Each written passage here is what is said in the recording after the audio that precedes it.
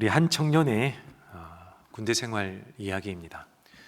2년 2개월, 그러니까 26개월 군 생활하던 시절인데 한 청년이 군대를 갔습니다. 한여름에 이제 입대한지라 너무 목이 마르고 처음 겪는 이 압박감에 너무 두려운 나머지 주일만을 기다린 겁니다.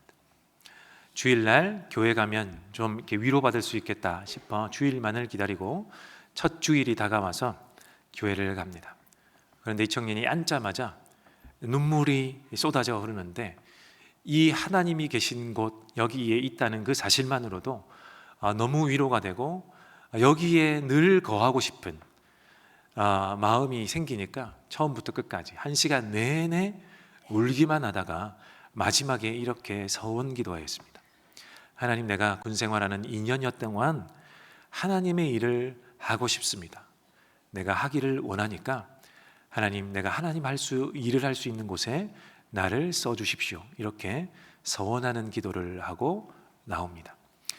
그리고 모든 훈련을 마치고 이제 근무지를 배치를 받아서 이제 이동을 하게 됩니다. 그래서 이동을 해서 근무지를 갔습니다.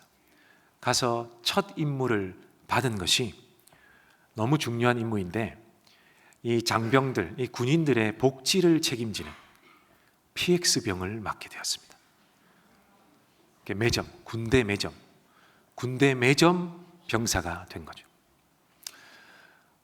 그 일이 여러분 쉬운 일이 아닙니다. 여러분 쉽다고 생각하시면 안 돼요. 돈과 관련된 일은 정말 힘들어요. 그런데 이제 본인이 하고 싶은 일이 아니었던 나머지 어떻게 하나 계속해서 그 서운했던 기도는 떠오르고 이것은 아닌 것 같은데 하고 급기야 금식 기도를 하기로 적정합니다. 일주일 금식 기도를 하자. 근데 군인들은 자기가 의도하여 자기 마음대로 굶을 수 없습니다. 전투력 상실을 초래하는 일이기 때문에 금지되어 있습니다. 근데 이것을 허락받을 수 있는 일은 아니기 때문에 식당부터 이 청년이 들렀다가 메뉴를 누가 밥 먹었냐고 물어볼 때 메뉴를 말해야 되니까 메뉴를 쭉 둘러본 다음에 급히 이제 화장실로 갑니다. 화장실로 가서 기도하기 시작합니다. 근데 그렇게 일주일 금식 기도를 하고 난 직후에 갑자기 공고문이 하나 이렇게 뜹니다. 부대 내에 공고문이 하나 딱 뜨고 교회를 책임지는 군종병과 매점을 책임지는 PX병을 교체한다는 공고문이 이렇게 탁 뜹니다. 사실 희귀한 일입니다. 기적 같은 일이고 희귀한 일이고 거의 일어나지 않는 일입니다. 그래서 이 청년은 하나님이 응답하셨구나, 자기 기도에 응답하셨구나 하고 교회를 열심히 합니다. 새벽에 보초를 딱 서고 들어가서 새벽 기도 설교를 하고 수요일 예배, 주일 예배, 이제 병사들도 오지만 군인 가족들도 오니까 예배당도 깨끗이 치우고 주변에 있는 잡초도 제거하고 교회 안과 밖을 열심히 채우고 매일 청소하고 또 일주일에 하루는 딱 정해서 이제 커피와 그리고 초코파이를 들고 밤마다 이제 병사들이 이렇게 보초를 서고 있는 곳을 찾아다니면서 이제 의문하기 시작합니다. 그러다가 하루는 이 부대의 대장의 부인, 이 사모님이 이 청년에게 우리 병사가 맹장염에 걸려서 후방에 있는 병원에 입원했다면서요. 수술하고 입원했다면서요. 네, 맞습니다. 그러면 우리 신방 가야 되지 않을까요? 그럴까요? 하고 부대로 들어가서 행정관에게 이야기를 합니다. 이 사모님이 이렇게 부탁하셨는데 요청하셨는데 어떻게 할까요? 빨리 갔다 오너라. 깨끗한 옷을 입고 빨리 갔다 오너라 하고 이렇게 보고를 다 드리고 난 이후에 이 사모님과 함께 이렇게 위문을 하러 갑니다. 신방을 가요. 이 신방을 받은 병사는 너무 좋죠. 이 부대장의 자기가 근무하고 있는 곳이 제일 높은 사람의 부인 되시는 분이 와서 자기가 병들어 있는 것을 어떻게 하시고 이렇게 찾아오셨다는 것만으로도 너무 좋았던 모양입니다. 자, 그렇게 위로를 하고 부대로 복귀해서 저녁을 보내고 있는데 갑자기 부대가 발칵 뒤집어집니다. 이 부대장이 경노하기 시작합니다. 그래서 왜 내 허락도 없이 위수 지역을 이탈했느냐? 겁니다. 군인에게는 위수 지역이 있습니다. 근무지에 이 반경 몇 킬로 이렇게 정해져 있어요. 그 이상을 나갈 때는 꼭 절차를 밟아서 나가야 되는데, 이 병사는 자기 나름의 절차를 밟았는데도 불구하고 본인 부대장에게 허락을 받지 않았다는 이유로 즉결 심판을 내립니다. 즉결 심판을 내리고 이 병사 일주일간 영창 보내라, 그렇게 해요.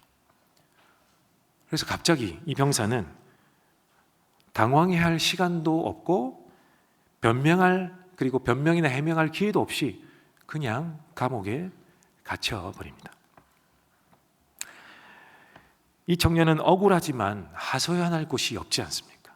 이미 갇혔고 하소연할 데도 없으니까 너무 억울한 나머지 마음에 독을 품기 시작합니다. 그리고 그곳에서 또 일주일이지만 밥을 먹지 않겠노라, 굶어야겠다, 이렇게 생각하는 거예요. 굶는 이유는 내가 굶어서 어떻게 초췌하게 만들어서 그 사모님을 찾아가서 만나겠다. 그래서 당신 때문에 내가 이렇게 고생을 하다 왔다. 내가 선의로, 당신이 선의로 물었고 내가 선의로 답했고 선한 행동을 요청하기에 같이 선한 행동을 했는데 나에게 돌아온 것은 감옥이냐, 이렇게 말하고 싶어서 일주일 동안 굶기 시작합니다.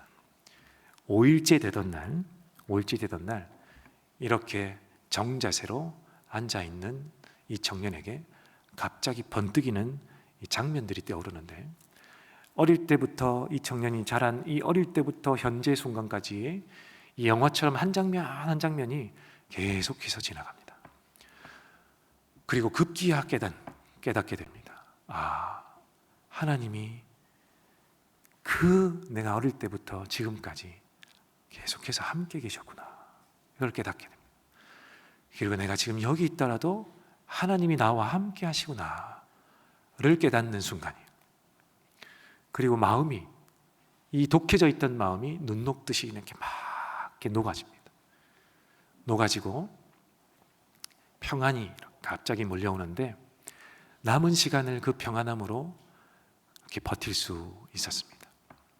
그리고 이제 마지막 시간이 다 되었고 절차를 밟아서 이제 그 감옥 밖으로 나오는 거예요.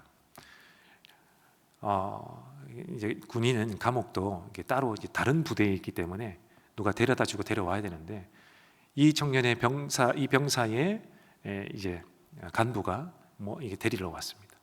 데리러 오면서 이 청년을 딱 보니까 표정이 너무 밝아서 이렇게 이야기합니다. 야, 너 억울하지도 않냐? 근데 왜 이렇게 표정이 밝냐? 자기가 한숨을 쉬고는 한마디를 덧붙입니다. 부대 외에 엄마와 계시다. 이 청년이 바로 저입니다.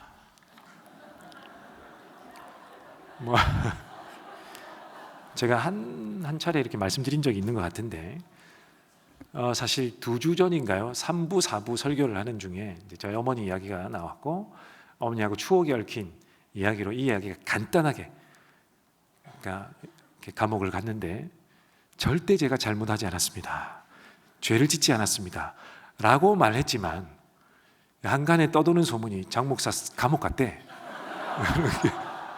왜 갔지? 이런 소문이 퍼져 있어서 오늘 해명차, 여러분 3부 예배 드리시는 분에게 전달해 주시기를 바랍니다. 그리고 사실 다윗의 고난에 비할 바는 아니지만 시편을 읽으면 나오는 고난을 받는 사람들,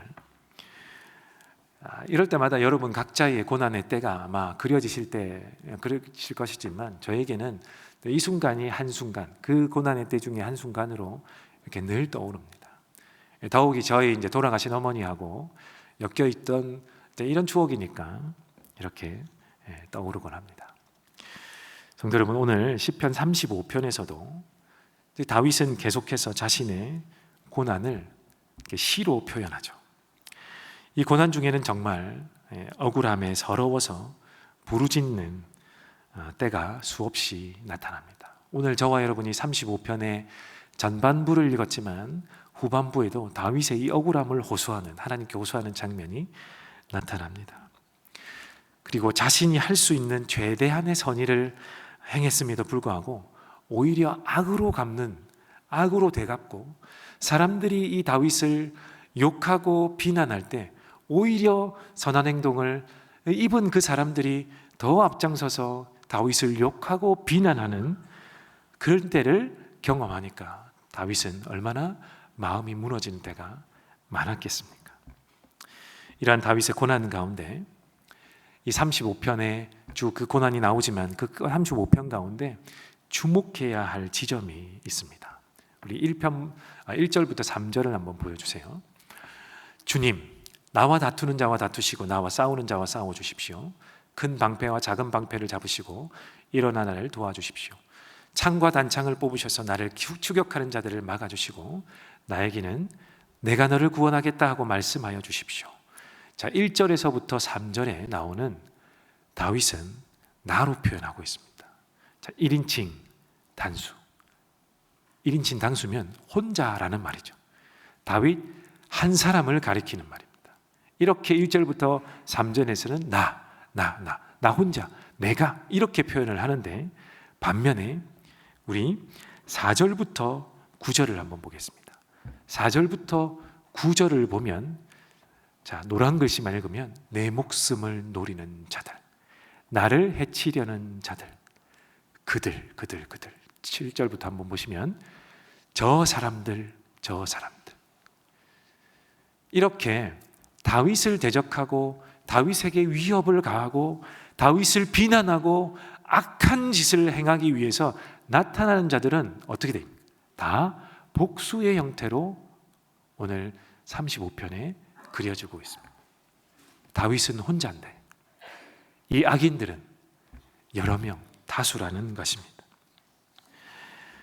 자, 이 일대 다수의 구도, 다윗은 한 명이고 다윗을 공격하는 사람은 다수인 이 일대 다수의 구도는 사실 여기에만 나온 게 아닙니다. 시편 1편에도 나타납니다. 시편 1편을 함께 보겠습니다.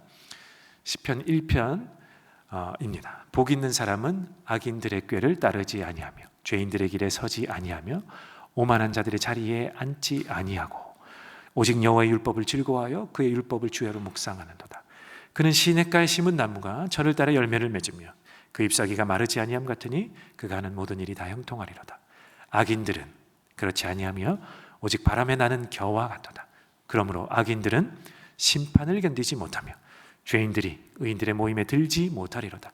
무릇 의인들의 길은 여호와께서 인정하시나 악인들의 길은 망하리로다. 여러분, 여기도 한번 보십시오. 1절을 다시 한번 보여주시면 복 있는 사람은 이렇게 단수 형태로 혼자 나타나지만 저 노란 글씨로 쓰여진 악인의 무리에 서 있는 사람은 다 악인들, 죄인들, 오만한 자들, 그들 그렇게 복수 형태로 시편 1편에서부터 이렇게 일대 다수의 관계가 적혀져 있습니다. 여러분, 이 시편 1편은 시편 전체의 대문과도 같은 역할을 하고 목차와도 같은 역할을 합니다. 그러니까 가이드 역할을 하는 거예요. 앞으로 시편 이 150편에 해당하는 모든 시편은 이 시편 1편의 가이드에 따라 진행이 될 것입니다. 이렇게 나타나는 시편이라는 거죠. 뿐만 아니라 이 시편 1편은 성경 전체의 가이드와도 같이 역할을 제공해 줍니다. 일대 다수의 이 악인들이 의인 한 명을 공격하는 것이 계속해서 드러날 것입니다. 이렇게 가이드해 준다라는 것입니다. 자, 성도 여러분, 그래서 성경은 이런 구도로 성경을 그려가고 있는데 이것입니다. 의인은 한번 보여주십시오. 의인은 언제나 하나님 앞에 단독자로 선다. 그러나 악인은 다수를 이루어 의인을 어떻게 대적한다. 오늘 본문 35편도 이 구도에서 벗어나지 않습니다. 다윗은 대적들에게 둘러싸여 있고 대적들로부터 온갖 공격, 수치, 모멸, 억울한 일 이런 것들을 당하고 있습니다. 물론 다윗이 1대1로 싸우는 이런 때도 있습니다. 그런데 다윗 편에서 보면 1대1로 싸우는 이 횟수가 여러 번이면 이 1대 다수가 되는 것 아니겠습니까? 성경을 가만히 생각해 보면 성경에 일대 다수의 그림은 여러 번 등장을 합니다. 아브라함, 이삭, 야곱, 이 사람들도 족장이라고 부르는 이 믿음의 조상이라고 부르는 이 사람들도 일대 다수의 관계 속에서 목숨을 잃을 뻔한 적이 여러 번 있어요. 그 가운데 생존하기 위해서 수차례 거짓말도 하고 여러 차례 생존을 위해서 가진 수단과 방법을 가리지 않습니다. 요셉을 한번 생각해 보십니다. 요셉은 이 대적들, 다수로 공격하는 대적들이 집 안에 있었어요. 자기 형들이 요셉 자기를 공격해서 죽이려고 하다가 노예로 팔고 애굽에 팔려가기까지 이 일대 다수의 공격을 이렇게 맞이하게 되는 것입니다. 여러분, 모세는 어떻습니까? 태어날 때부터 혼자가 되지 않습니까? 이 바로가 2살 미만의 모든 아기를 죽이라고 하니까 이 부모는 이 모세를 죽일 수 없어서 이 광주리에 담아 강에 띄워보냅니다. 그때부터 혼자가 되죠. 그리고 애굽 왕 바로의 공주의 아들로 입양이 되지만 또한 혼자입니다. 왕궁에는 히브리인이 본인 한 명의 다수로 존재하고 나중에 이 병사를 한 명 죽이고 광야로 갔을 때도 혼자 지내게 됩니다. 그리고 하나님이 부르실 때 모세 한 명을 부르십니다. 그리고 하나님의 명을 받아서 이스라엘 백성들을 출애굽시키는데 광야로 나와서까지 이 수많은 백성이 모세 한 명에게 얼마나 달려들어 싸우자고 하는지 이 일대 다수의 구도가 계속해서 이어집니다. 여러분, 오늘 시편 35편 마지막을 한번 보겠습니다. 마지막도 한번 보시면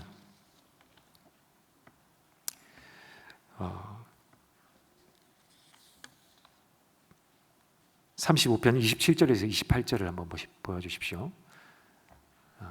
27절에서 28절. 그러나 내가 받은 무죄 판결을 기뻐하는 자들은 즐거이 노래하면서 기뻐할 것이다. 다윗이 시편 35편에 처음 시작하면서 나 계속해서 내가 공격받고 있고 내가 힘들고 있고 나 혼자서 이 일을 감당하고 있고 내가 너무 힘드니까 하나님 나를 도와주십시오 이렇게 기도하는데 마지막에 어떻게 기도하느냐? 그러나 내가 받은 무죄 판결을 기뻐하는 자들은 이렇게 하면서 본인과 함께 동참하여 기뻐하는 무리들이 나타납니다. 이렇게 시편 1편도 마찬가지, 35편도 마찬가지, 성경에 나타나는 구약의 모든 인물들도 마찬가지, 혼자 있는 것처럼 보이지만 마지막에 다수를 이룬다는 것을 하나님이 우리에게 힌트로 딱 보여주십니다. 시편 1편 다시 한번 보여주시면 그 앞에 시편 1편 다 보여주시면 복 있는 사람은 이렇게 나타나죠. 복 있는 사람은 그래 그가 이렇게 나타나는데 이 악인들에게 계속 공격받는 사람 의인 한 명인 줄 알았는데 6절을 다 보니까 어떻게 해요? 무릇 의인들의 길은 이렇게. 사실 여러분 세번역 성경은 이렇게 나타나 있지 않아요. 그런데 개역 개정을 그래서 여러분과 함께 읽고 있는 것인데 개역 성경의 번역이 더 이렇게 잘 번역된 것입니다. 의인 한 명이 마지막에는 의인들이 됩니다. 한 명이 고군분투하여 의인됨을 나타내며 싸우는 것처럼 보이는데 백성들아 그렇지 않다. 의인들아 그렇지 않다. 나는 나중에 의인들을 모을 것이다. 이렇게 하나님이 말씀하시는 것 같지 않습니까? 성도 여러분, 이것은 어떤 의미일까요? 단수가 나중에 복수가 되는 의인들은 어떤 의미가 있을까요? 그리고 죄인들은 처음부터 이렇게 복수 형태로, 대적들은 이렇게 복수 형태로 나타나는 것은 어떤 의미가 있을까요? 제 가운데 있는 세상은 늘 언제나 악이 만연했습니다. 그래서 악인은 처음부터 혼자 있지 않았습니다. 사탄은 뱀처럼 기어러와서 악의 구렁텅이를 넓고 깊게 파놓고, 그리고 넓고 깊게 파놓은 이 악의 구렁텅이에 보상해 줄 수 있는 갖가지 선물들을 비치해 놓습니다. 그래서 유혹합니다. 이리로 오라, 이리로 오라. 그래서 많은 사람들이 이 뱀의 유혹에, 이 사탄의 유혹에 빠져 악의 소굴로, 구렁텅이로 들어갑니다. 이 사람도 들어가고 저 사람도 들어가고 요 사람도 들어갑니다. 수많은 사람들이 들어갑니다. 그래서 우리의 합리적 판단은 다수가 인정하는 것은 안전한 것이지. 그리고 우리도 모르게 다수의 판단이 합리적이라고 딸려 들어가기도 합니다. 그게 세상이 추구하는 거고 많은 사람들이 하는 거지. 저 사람도 하잖아, 요 사람도 하잖아, 나도 뭐 괜찮아, 이렇게 같이 악인들 무리에 동참하게 됩니다. 그래서 무리를 이루게 되는 거예요. 그러니 의인은 상대적으로 어떻게 해요? 거기에 합하지 않으려고 하고 들어가지 않으려고 하는 그 의인은 더욱더 혼자라고 느끼게 되겠죠. 그러나 성도 여러분, 속지 마시기 바랍니다. 다수가 다 옳은 것이 아닙니다. 숱한 고난과 환난 가운데 나 혼자 있는 것처럼 느껴집니다. 나라는 한 사람이 당하는 것이니까 그것은 당연한 것입니다. 그러나 우리는 오늘 말씀으로 깨달을 수 있습니다. 나 혼자만 이렇게 고난받고 환난을 당하는 것이 아니구나. 그리고 나 혼자 의인으로 살려고 발버둥치고 고군분투하고 있는 것이 아니구나. 성경이 말씀하는 바 후반부에 나타나는 복수 형태는 여러분이 혼자 같지만 혼자가 아닙니다 라는 것을 말씀해 주는 것입니다. 내가 의인으로 고군분투해서 이렇게 혼자 단독자로 하나님 앞에 서 있는 것 같지만, 그래서 미련해 보이고 저 사람들 저렇게 다 하는데 나는 뭐지? 이렇게 느껴질지 모르지만 여러분은 결코 혼자가 아닙니다 라는 것을 성경이 말하고 있는 것입니다. 여러분, 구약에 이스라엘 백성이 불순종하여 바벨론의 포로로 끌려가는 때가 있습니다. 70년 이상을 바벨론 포로 생활로 지냅니다. 바벨론 포로로 끌려간 이스라엘 백성들이 소수고 바벨론 백성들이 얼마나 더 많겠습니까? 악인들에 다 둘러싸여 있지 않겠습니까? 불불이 사람들이 흩어집니다. 그래서 디아스포라 유대인들이라고 합니다. 다 흩어져 이 악인들 가운데 살고 있습니다. 누가 누군지 그 안에 살아남으려면 어떻게든 생존을 하려면 나 혼자 어떻게든 살아남아야 되니까 열심히 살아내었을 것입니다. 누가 어디에 있는지 어떻게 알았겠습니까? 그런데 여러분, 나중에 기적 같은 일이 벌어집니다. 스룹바벨이요, 에스라가요, 나중에 이 백성들을 모아서 이 하나님이 주신 약속의 땅 이스라엘로 돌아오는데 이 사람들이 어디에 사는지를 어떻게 알았어요? 스마트폰이 있습니까? 인터넷이 있습니까? 그 넓은 땅에, 그 대륙 가운데 사는 이 하나님의 백성들이, 그 가운데는 바벨론에 타협하고 바벨론 사람처럼 되어서 사는 사람들 부지기수인데, 그 가운데 하나님의 사람으로 의인처럼 살아서 나 살아남았던 남은 자들이 얼마나 많은지 어떻게 아는지 알 수도 없는 그 가운데 나중에는 그런데 기적같이 하나님이 사람들을 모시고 스룹바벨로 하여금, 에스라로 하여금 돌아오게 만드십니다. 그러니 여러분, 결코 혼자 같지만 혼자가 아니라는 것, 하나님은 혼자를 함께 불러 모으신다는 것 믿으시기를 바랍니다. 그러니 고난받는 의인들이요, 고난받는 성도들이요, 그 때를, 하나님의 때를, 하나님이 모으시는 그 때를 기다리시기 바랍니다. 그러면 어떻게 기다려야 할까요? 힘든데, 고난스러운데 어떻게 내가 기다려야 합니까? 적극적으로 복수해도 됩니까? 내가 손해보지 않기 위해서 어쨌든 나를 대적하는 사람을 공격해도 됩니까? 아니면 예수님이 사랑하러 가셨으니까 그냥 묵묵히 그냥 참아내고 그 사람 사랑해야 되니까 내가 참아내고 이렇게 살아야 되는 것입니까? 우리는 또 때로는 오해합니다. 하나님이 심판하시니까 모든 심판은 하나님께 맡기고, 우리는 예수님이 사랑하라고 하셨으니까 어떠한 일이든 내 이 마음은 뒤로 물리고 예수님을 전면에 내세워서 사랑하고 사랑해야 된다, 용서해야 된다, 이렇게 오해합니다. 이것이 왜 오해일까요? 그냥 하나님이 심판하게 두어야지, 그냥 우리는 뒤로 물러나야지, 사랑해야지, 이것이 왜 오해일까?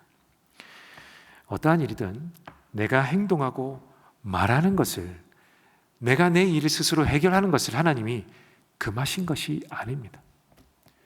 예수님도 사랑하라고 하실 때 무조건 묻지도 따지지도 말고 다 사랑해, 이렇게 말씀하신 것이 아니지 않습니까? 단독자인 내가 스스로 할 수 있는 것들은, 할 수 있는 범위의 일들은 내가 해결하는 것이 당연한 것이죠. 우리 그렇게 살지 않습니까? 내가 할 수 있는 것 해결하고, 내가 할 수 있는 것, 내 지혜로 벗어날 수 있는 위기는 벗어나기도 하고, 내 스스로가 할 수 있는 모든 것들은 해결할 수 있는 만큼은 해결합니다. 그리고 나의 명예가 실추되었을 때는 할 수 있는 대로 내가 구명해야죠. 적극적으로 또 나서야죠. 무턱대고 우리가 사랑한다고 그 사람을 다 사랑하고 용서하면 안 된다는 것들을 우리가 경험적으로 다 알지 않습니까? 여러분의 자녀를 사랑한다고 무조건 다 용납해주고 용서해주고 하지 않지 않습니까?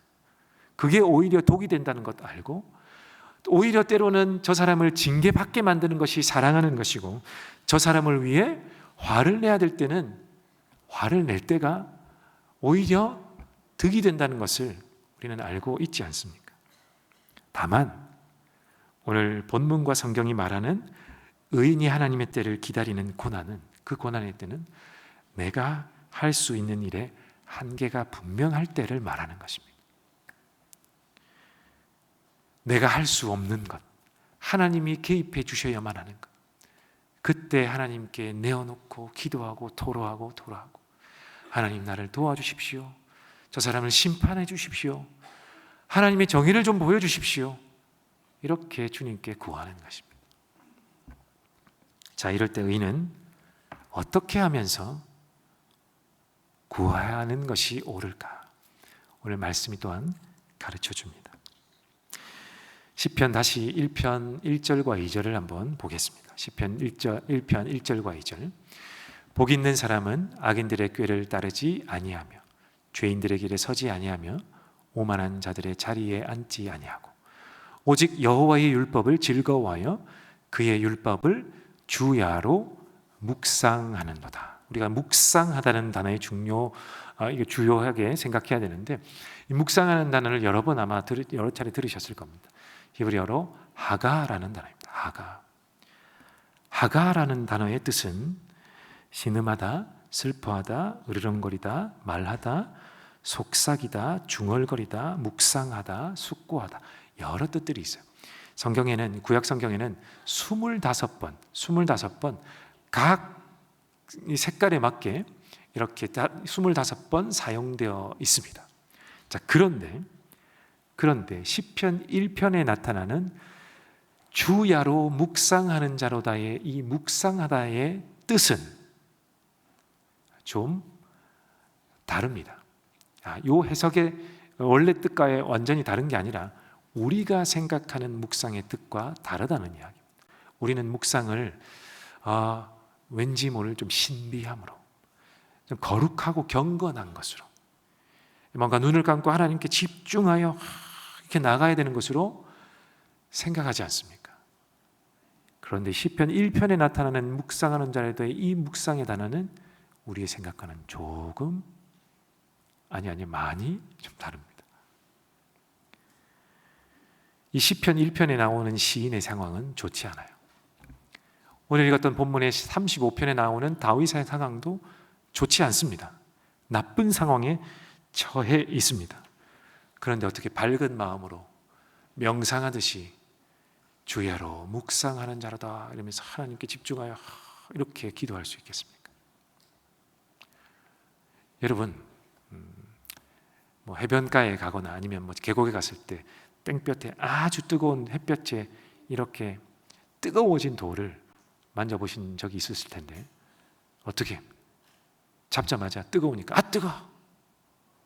근데 이걸 내가 미처 떨어뜨리지 못하고 왼손에 잡아들였어. 아 뜨거, 아 뜨거, 아 뜨거, 아 뜨거 이렇게 하지 않습니까? 그럴 때 평온하게 아 뜨거워, 아 뜨거워, 아 뜨거워. 감사해요. 이렇게 하지 않지 않습니까? 어떻게 합니까? 너무 뜨거운 나머지 아 뜨거, 아 뜨거, 아 뜨거, 아 뜨거 온 인상을 찌푸리고 이게 너무 놀란 나머지 막 당황하고 아무도 없으면 욕도 나오고 이런 상황이지 않습니까? 시인의 상황이 이런데 어떻게 평안한 마음으로 주님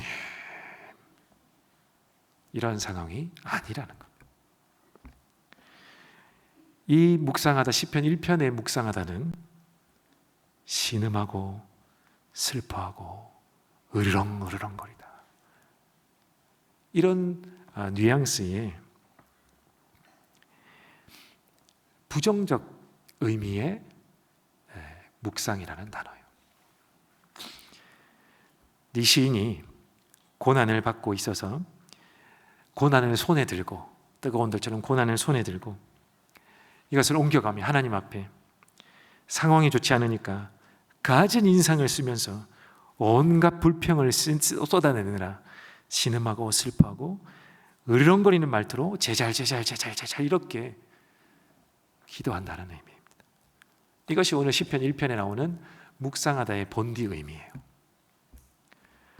그렇다고 광야에서 배고프다고 막 불평해댄 이 백성들, 그 백성들의 불평과 우리가 화가 나고 짜증난다고 막 쏟아내는 그 내 상대방에게 막 쏟아내는 불평과 짜증과는 달라요.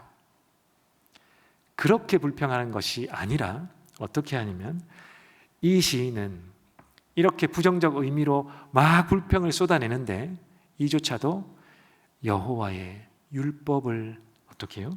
가지고 이 율법을 사랑하여서 하나님 앞에 나아가 이 율법을 근거로 해서 율법을 가지고 이 하나님의 말씀을 가지고 하나님께 이 불평을 쏟아내고 있는 것입니다. 예를 들어 한번 볼까요? 출애굽기 32장에 보면 이스라엘 백성들이 모세가 하나님을 만나러 시내산에 올라갔을 때 오랫동안 40일 동안 내려오지 않지 않습니까? 그러니까 불안해합니다. 우리를 인도한 신이 어디 있느냐 이렇게 하면서 아론한테 막 항의하니까 그래서 어떻게 하면 금송아지를 만들고 이것이 우리를 인도한 신이다 하고 막 이렇게 잔치를 벌이고 있을 때 모세가 그때 딱 내려오지 않습니까? 그리고 모세도 호통을 치지만 하나님이 더 경노하십니다. 엄청나게 화를 내시면서 내가 이 백성을 다 모조리 쓸어버리겠다 라고 하실 때 이 백성들을 인도해낸 모세가 하나님 앞에 이렇게 기도합니다. 어찌하여 이집트 사람이 그들의 주가 자기 백성에게 재앙을 내리려고 그들을 이끌어내어 사는새 죽게 하고 땅 위에서 완전히 없애버렸구나 하고 말하게 하려고 하십니까? 제발 진노를 거두시고 뜻을 돌이키시어 주님의 백성에게 이 재앙을 거두어 주십시오. 주님의 종 아브라함과 이삭과 이스라엘을 기억하여 주십시오. 주님께서 그들에게 맹세하여 이르시기를 내가 너희의 자손을 하늘의 별처럼 많게 하고 내가 약속한 이 모든 땅을 너희 자손에게 주어서 영원한 유산으로 삼게 하겠다고 하나님이 말씀하지 않으셨습니까? 이게 기도하는 장면입니다. 이 모세가 정말 고통스럽게 이 뜨거운 돌을 들고 하나님 앞에 나가서 하나님 진짜 이러게 있으십니까? 왜 그러면 나를 이렇게 시켜서 이 백성들을 여기까지 오라고 하셨습니까? 이 죄 하나 때문에 이 백성들을 다 쓸어버리실 거면 나를 왜 여기로 인도하셨고 애굽에서 왜 나오게 하셔서 애굽 사람들의 조롱거리로 만드십니까? 하나님이 그런 분입니까? 하나님이 그렇게 조롱당해도 됩니까? 하나님이 말씀하지 않으셨습니까? 하나님이 이 백성을 많게 하겠다, 이 백성을 나라로 삼으시겠다고 하지 않습니까? 그 약속 다 어디 갔습니까? 하나님. 목이 아픕니다. 이렇게 이렇게 읊조리면서 조잘대면서 신음하면서 기도하고 있는 것이 지금 모세의 기도입니다. 성도 여러분, 의인이 이렇게 착하고 순하고 이렇게 말씀하는 하나님의 말씀이 의인이라고 하지 않습니다. 하나님 앞에 나와 주의 말씀 앞에 고꾸라지면서 이 말씀 붙들고 욕을 해도 좋고 하나님 앞에 원망해도 좋고, 말씀을 가지고 내가 이 말씀 앞에 서 있는데 하나님 이러실 수 있습니까? 온갖 불평을 쏟아내도 좋으니 그 말씀을 빗대어 나 앞에 나오라. 의인된 의인됨을 나에게 보여달라. 그렇게 기도하면서 내 곁에 머물라. 여러분, 이러한 의인 되시기를 주 이름으로 축원합니다. 내가 이겨낼 수 없는 고난과 고통 가운데서도 누구를 원망하거나 복수할 수도 없는 그때에 하나님의 말씀과 약속에 의지해서 하나님 앞에, 하나님 이 고난이 너무 힘듭니다. 하나님 이 일이 너무 억울합니다. 하나님 좀 심판해 주시면 안 되겠습니까? 하나님이 나에게 주신 약속이 있지 않습니까? 하나님 정의로우시다고 하지 않습니까? 하나님이 공의의 하나님이지 않습니까? 하나님 사랑의 하나님이지 않습니까? 하나님 오히려 나를 사랑하게 해주시든지 하나님이 정의를 보여주시든지 이렇게 억울함을 풀어달라, 심판해달라, 오히려 사랑하게 해달라, 이렇게 하나님 앞에 나오며 기도하며 이기는 자, 기도하며 버티는 자를 하나님이 의인이라고 하십니다.